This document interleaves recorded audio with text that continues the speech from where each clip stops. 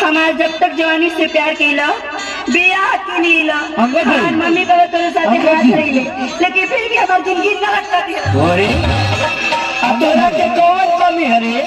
तो सुना अरे जाते बारी नहीं हर हमी अरे बड़ा दुख देला अकेले अरे माई मत रोवा। अगर तू और रोवे लगबो तो हमारो मन बड़ा दुखी हो जाए। अरे अकेले रजू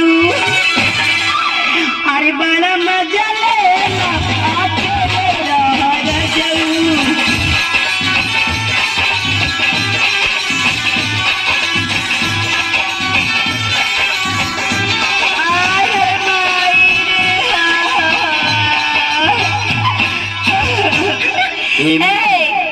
तू बिजी रहता ना हम तोरा से कह दिली अब हमें घर में एक पल न रह। सुना अच्छा ये बतावा कि तोरा के कौन चीज की कमी बिया कि तू नैहर कुहा के जाती? हम जाए अपना नहीं हो काहे तू नैहर जाबी? आ तो अगर नैहर जाबी तो महू ससुरारी जाई। हम तो अपने माई बाप भाई भौजाई और जे बात सबसे मिलते जे तू कैसे मिलती मोरे ससुरार है मोर आ मोरे ससुरारी में मोर के है ना।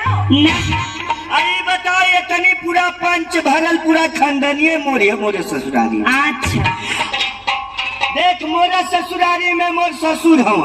अच्छा मोर सास है मोर सारा हवा मोर सरहद है आ मोर एगो छोटकी सरुआई है।